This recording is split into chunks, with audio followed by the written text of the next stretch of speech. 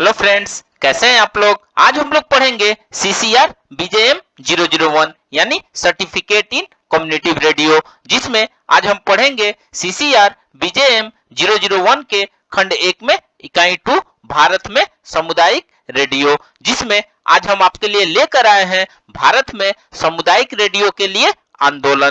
तो video start करने से पहले जो भी फ्रेंड्स हमारे चैनल पर नए आए हैं कृपया चैनल को सब्सक्राइब कर ले और बेल आइकन को प्रेस कर दे, ताकि जो भी लेटेस्ट वीडियो हमारे चैनल पे आए वो सबसे पहले आपको मिल सके। तो आइए ज्यादा टाइम को न किल करते हुए चलते हैं अपने टॉपिक पर। भारत में सामुदायिक रेडियो में के आंदोलन के बारे में पढ़ेंगे। तो आइए वीडियो को स्टार्ट करते हैं। भारत में सामुदायिक रेडियो के लिए आंदोलन जब सूचना प्रसारण मंत्रालय प्राइवेट संचालकों द्वारा स्थापित किए जाने वाले कमर्शियल रेडियो चैनल्स के लिए वायु तरंगों को नीलामी में व्यस्त था, उसी समय ग्रामीण क्षेत्रों में एक और प्रयोग चुपचाप किया जा रहा था। बेंगलोर कर्नाटक में, पास्तापुर आंध्र प्रदेश में, डेक्कन डेवलपमेंट सोसाइटी झारखंड के पलामू जिले में, अल्टरनेटिव टू इंडिया डेवलपमेंट तथा भुज गुजरात में कक्ष विकास महिला संगठन ने एक दूसरे से अलग अलग रेडियो कार्यक्रम के निर्माण, प्रस्तुति व प्रसारण में समुदाय के सदस्यों को भागीदार बना रहे थे, जिससे रेडियो प्रसारण की तकनीक भी शामिल थी। प्रसारण के क्षेत्र में ये एक अभिनव प्रयोग था। वॉइसेज ने कुछ अलग हटकर काम किया। इस संगठन ने यूनेस्को के मार्गदर्शन में एक आंदोलन का सूत्रपात किया, जिसमें सामुदायिक विकास के लिए रेडियो फ्रीक्वेंसी यानी सामुदायिक रेडियो की मांग की गई।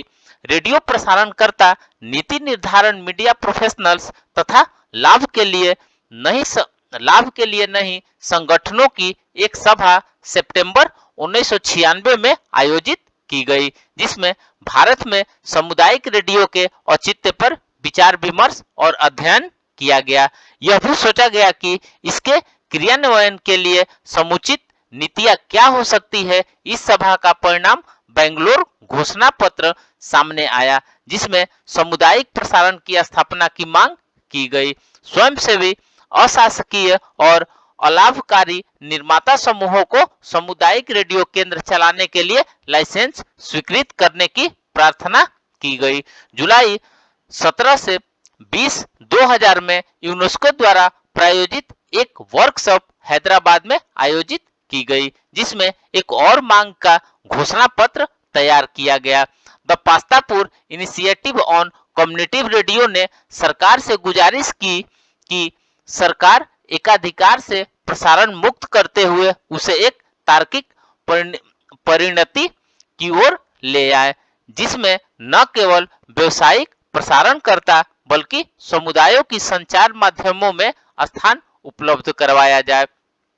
प्रपत्र में सरकार से भारत में प्रसारण की त्रिस्तरीय ढांचा बनाने की मांग की गई, जिसमें सरकारी जन प्रसारण सेवा यानी ऑल इंडिया रेडियो, निजी व्यावसायिक रेडियो के साथ अलाभकारी सामुदायिक रेडियो को भी जोड़ा जाए।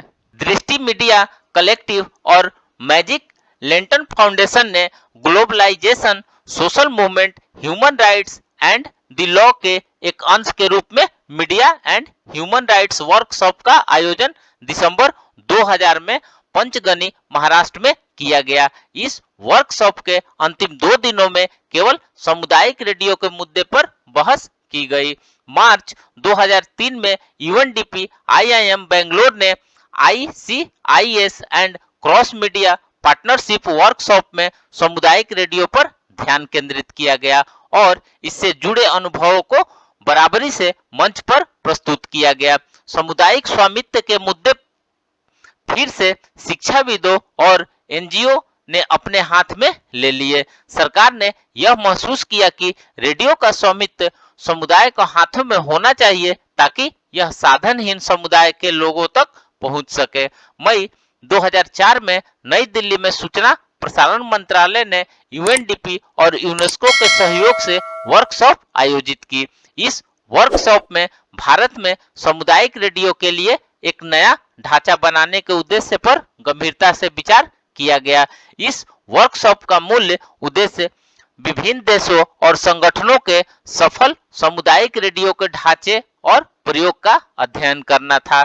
साथ ही सामुदायिक रेडियो के लिए राष्ट्रीय नीति बनाते समय कौन सी मुख्य बातों पर ध्यान दिया जाए, इस पर विमर्श हुआ। इस वर्कशॉप में एक और document enabling framework for community radio in India तैयार किया गया। इस वर्कशॉप में बड़ी संख्या में सामुदायिक रेडियो के लिए उत्साही बुद्धिजीवी, शिक्षाविद, स्वयंसेवी, अशासकीय संगठन और नीति निर्माता एक साथ मिले, जिन्होंने नई सामुदायिक रेडियो के लिए संतुति का एक सेट तैयार किया, जिसमें कहा गया कि समुदाय के समूहों को अपने स्वयं के रेडियो केंद्र खोलने दिए जाए। जब ट्राई ने वर्ष के अंत में अपना मसौदा जारी किया तो उनकी अनुशंसाएं भी ठीक वैसी ही थी। जुलाई 2004 में सूचना प्रसारण मंत्रालय ने मई 2004 की बैठक की अनुशंसाओं के आधार पर एक ड्राफ्ट पॉलिसी तैयार की। बाद में भारत के सामुदायिक रेडियो समूहों ने सामुदायिक रेडियो नीति में समुदायों के अधिकार को शामिल करने और ग्रामीण तथा गरीब समुदायों के भेद समाप्त करने के लिए ऑनलाइन पिटीशन आंदोलन शुरू किया। इस संबंध में सरकार ने सामुदायिक रेडियो की स्थापना की और पहला सकारात्मक कदम 2004 में उठाया, जब एक नई नीति शैक्षणिक संस्थाओं को रेडियो फ्रीक्वेंसी लाइसेंस देने के लिए बनाई गई। अन्ना यूनिवर्सिटी चेन्नई के कैंपस में 2004 में पहला शैक्षणिक संस्था के स्वामित्व वाला रेडियो केंद्र स्थापित हुआ। इन रेडियो केंद्रों को सूचना प्रसारण मंत्रालय ने सामुदायिक रेडियो कहा, जबकि ये एफएम रेडियो केंद्र विद्यार्थी समुदाय की अधिकता वाले थे। प्रसारण नीति में शामिल समुदाय के लिए विकासात्मक कार्यक्रम के लिए लाइसेंस होल्डर को सरकार की ओर से नीति निर्देश दिए गए थे, पर कैंपस में स्थित रेडियो केंद्र यूनेस्को, AMARC और विकास संचार से जुड़े अंतर्राष्ट्रीय संगठनों द्वारा स्वीकृत सामुदायिक रेडियो की परिभाषा से बिल्कुल अलग थे। अक्टूबर 2005 में एक और नीति का ड्राफ्ट बना और इसे मंत्रियों के एक दल को भेजा गया, जिसने कई विरोधी मुद्दे जैसे विज्ञापन, समाचार और सूचना, लाइसेंस शुल्क, उपलब्ध तरंग पट्टी आदि पर गंभीर विचार कर एक वर्ष बाद इसकी अनुशंसा की। नवंबर 2006 में केंद्रीय मंत्रिपरिषद ने सामुदायिक रेडियो नीति को स्वीकृति प्रदान कर दी, जिसमें समुदाय और नागरिक संगठनों को सामुदायिक रेडियो केंद्र के स्वामित्व का प्रश्न शामिल था। इसमें विलंब से सही समुदाय और नागरिक संगठनों को बहुइच्छित नीति का विस्तार मिला। इसके लिए वे लंबे समय से प्रतीक्षा कर रहे थे, यानी प्रसारण का अधिकार। इस नीति के मार्फत समुदाय आधारित संगठन और नागरिक संगठन आवेदन कर सामुदायिक रेडियो केंद्र के लिए लाइसेंस प्राप्त कर सकते हैं। हालांकि इसका अमल 2007 में आरंभ हुआ।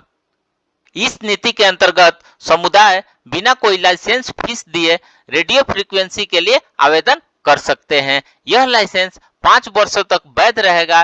तरंग पट्टी के उपयोग हेतु ट्राई को कानूनी फीस साल भर में एक बार देना होगा। सामुदायिक रेडियो के लाइसेंस होल्डर को विशेष दिशा निर्देश को अनिवार्य पालन करना होगा, जिसमें समुदाय की प्रबंधन नीति और रेडियो केंद्र के संचालन में अनिवार्य भागीदारी रहेगी।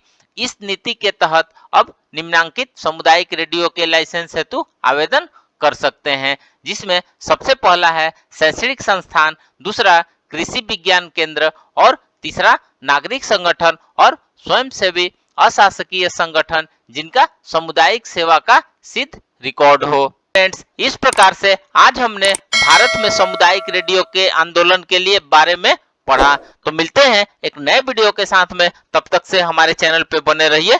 धन्यवाद।